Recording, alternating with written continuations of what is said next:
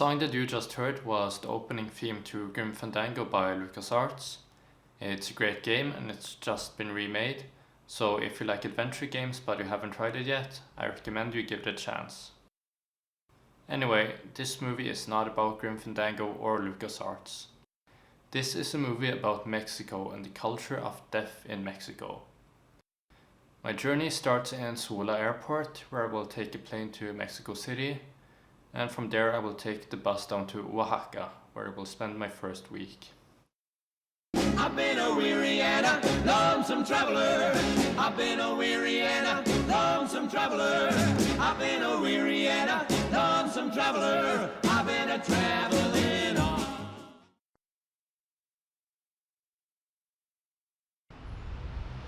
This is Oaxaca, one of the economically poorest but culturally richest parts of Mexico. First, I have to find my hostel. So here I am, in the room where I will be spending the rest of my week in Oaxaca. It's very small. As you can see, the walls stretch from here to here. So it's basically just a bed, a wooden chair and a desk where my camera is right now. I think this is really all I need. I mean, I'm not gonna spend a lot of time inside, so I think that this hostel is going to suit my needs.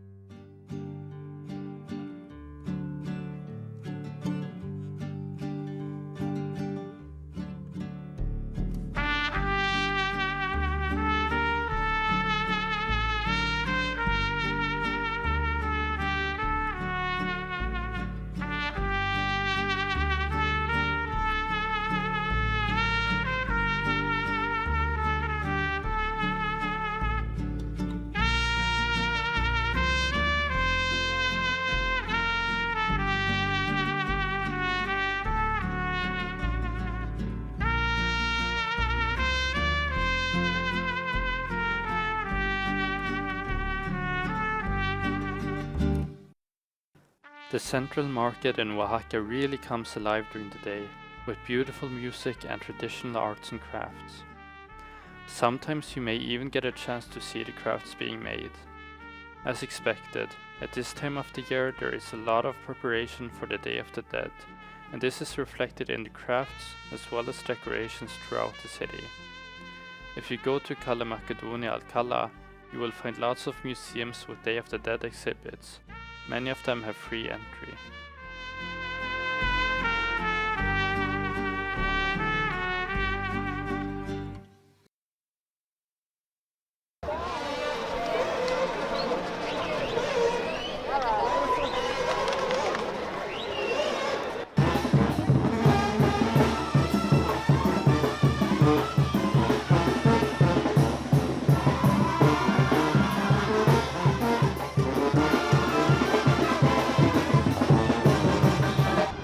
After that is still 1 week away and already people are celebrating like crazy.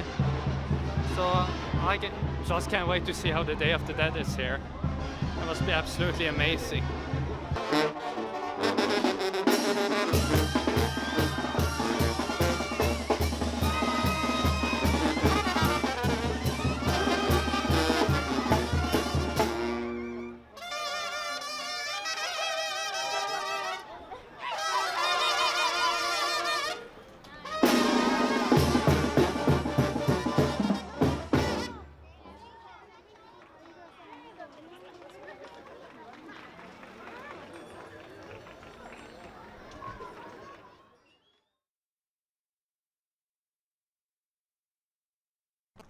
Right now, I'm on my way to the most famous ruins in all of Oaxaca, the ancient Zapotec capital of Monte Alban.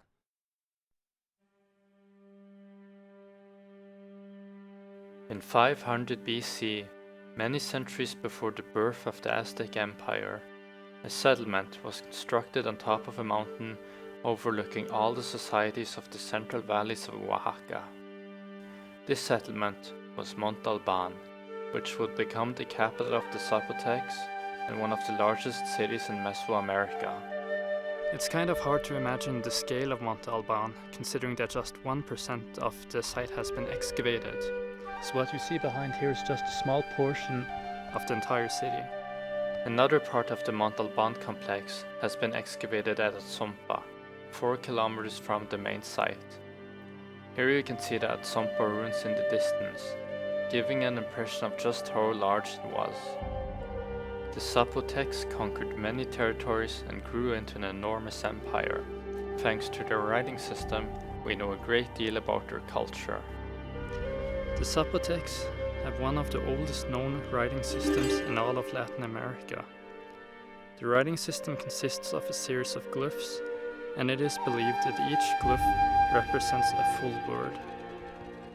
The Zapotecs were ruled by powerful priests, who they thought were related to the gods. They practiced ancestor worship and believed that the spirits of dead priests held great power and could change the weather and other natural conditions. They also practiced ritual sacrifices. These stone monuments are believed to depict sacrificed war prisoners, some with their genitals mutilated. Over 300 such monuments have been found in total. By 700 AD, the quality of the pottery in Monte Alban started to decline, and in 1000 AD, the city was all but abandoned. Many centuries later, the Mixtecs came to Monte Alban and turned it into a sacred burial ground. Monte Alban had literally become a city belonging only to the gods and the dead. Then, in the 15th century, the Aztecs rose to power in Mexico. The Aztecs believed human sacrifices were essential to the survival of the cosmos and to keep the gods strong. In battle, they would try to capture their enemies alive so that they could be sacrificed at the temple.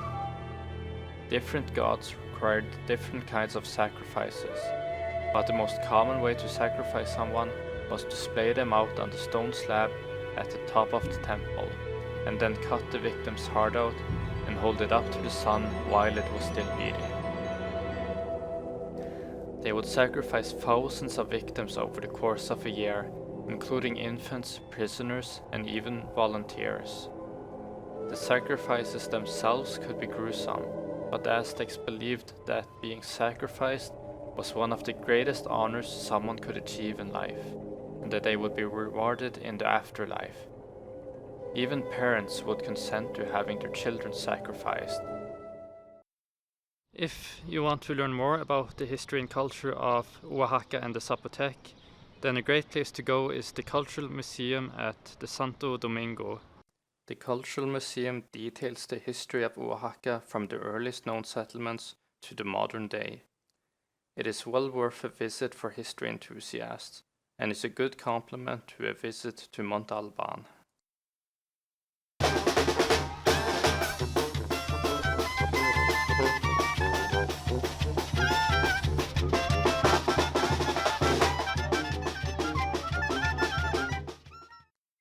So today is officially the first day in the Day of the Dead, which is a 3-day festival, contrary to what the name suggests. And a lot of white people have started appearing everywhere. So I guess that's pretty typical for the season. It's kind of a shame that it's cloudy today, because it's been really nice weather this entire week. And like today, which is such an important event, suddenly clouds are everywhere. The Day of the Dead evolved from ancient Aztec and other Mesoamerican traditions. It is believed that at midnight on 31st October, the gates of heaven open and the souls of the dead return to earth to be with their loved ones. Families build altars decorated with the favorite foods and drinks of the deceased, marigold flowers, and photos and other memorabilia. Throughout the city, you will also find bas-reliefs made out of painted sand. The ones seen here are outside the Basilica of Our Lady of Solitude. On the first day, it is customary to go to the graveyard in Oaxaca. The graves are decorated with flowers and candles in beautiful patterns. There may also be a band playing in the graveyard, The music is wistful and somber with heavy use of brass. Perfect music to welcome the dead back to the land of the living.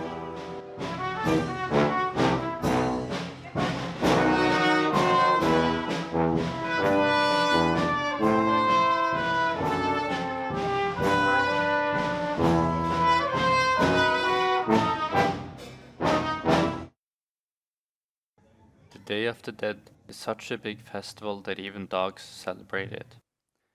1st November is known as All Saints' Day. This is when dead children, also called little angels, are remembered. Well, 1st November is finally here, and I'm in the All Saints Parade at Santo Domingo.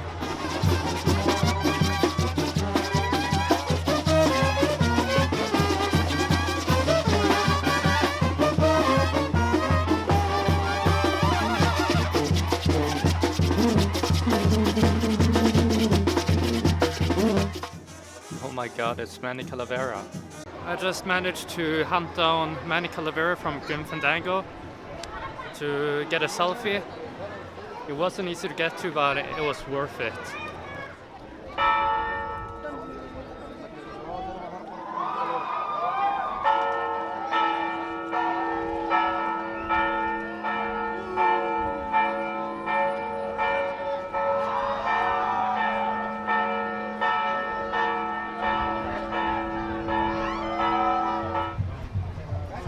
Document the experience.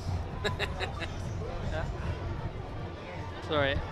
Okay, this is Alma de Espadin, and this Mezcal won a double gold medal in New York in an international wine spirit competition. Okay. So you can taste a flavor like smoky, sweetness, and some herbs. No, Okay. it's very fresh. So how to drink? You need to breathe, swallow, and blow, and sip by sip. It's not just a shot. You need to take care. Breathe, keep, swallow, and blow.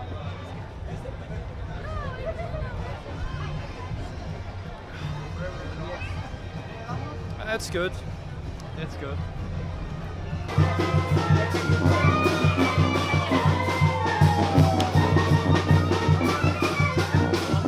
Báñala, báñala. Dale un bautizo.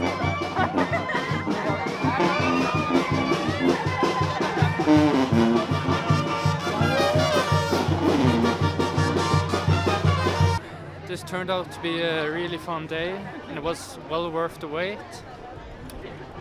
I really wish I could do this every year, but it's an expensive trip down to Mexico.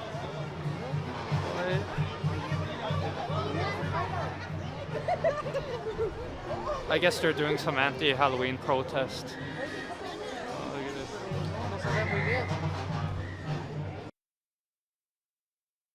2nd November is known as All Souls' Day and is the last day in the festival.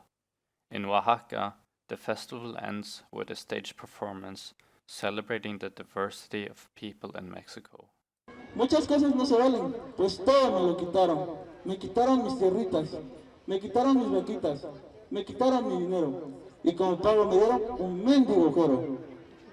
Y escuchando la petición, valoremos el momento para otorgar este sacramento. Se consume la unión. Si alguno de los presentes tiene algún impedimento, que hable ahora o que calle para siempre. ¿Alguno de ustedes hijos? No. Ninguno. Bueno, está bien, hijos. Les digo esta unión. Descansen en paz.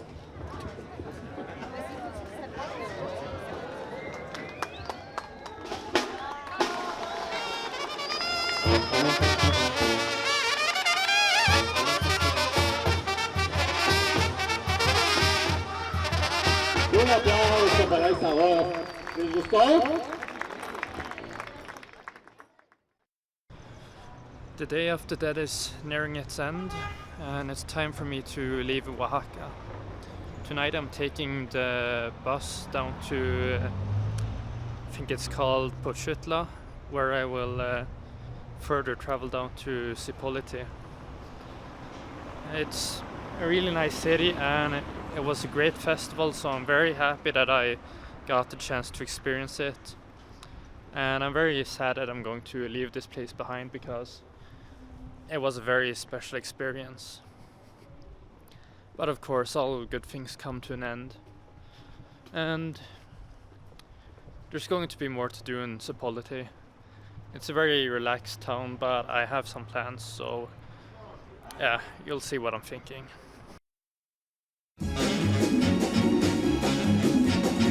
I've been a weary and a lonesome traveler. I've been a weary and a lonesome traveler. I've been a weary and a lonesome traveler. I've been a traveling on. I travel here and there and I travel yonder. I travel here and there and I travel yonder. I travel here and there and I travel yonder. I've been a traveling on. So I finally made it down to Zipolite. Now all I have to do is find a hostel, which should be very close to the beach. It has a very distinct style, so I don't think it's going to be hard to find.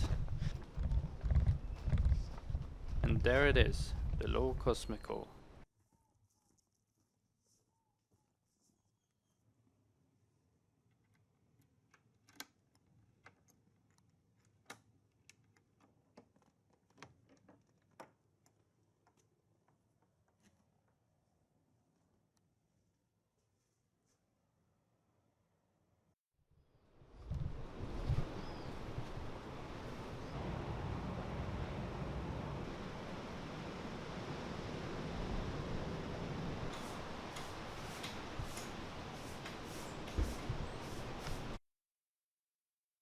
Zipolite is an old hippie town.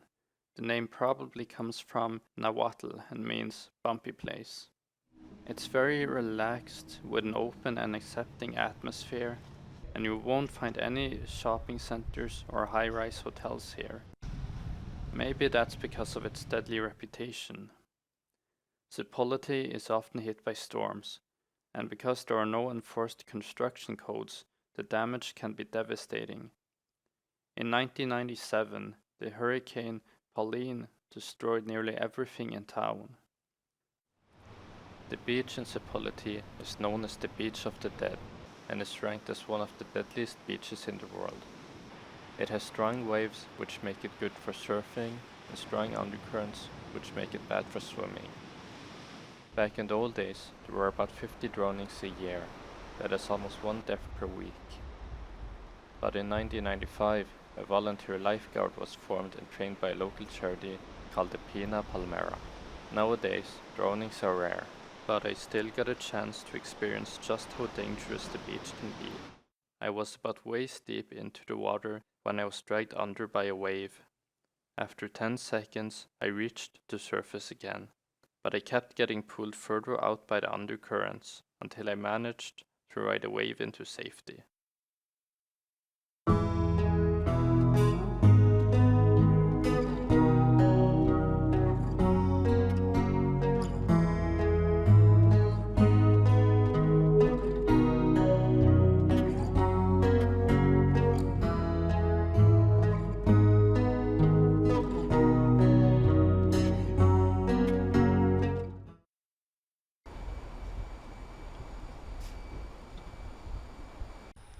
So my time in Zipolite is finally up and I'm going home today.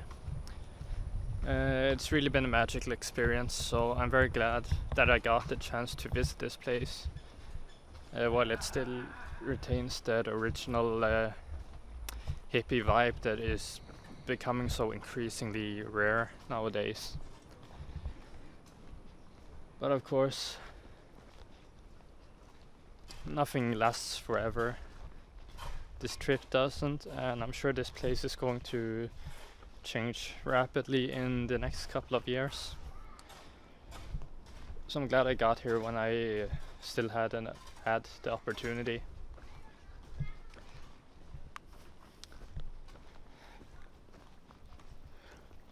So far I think this is one of the best trips of my life.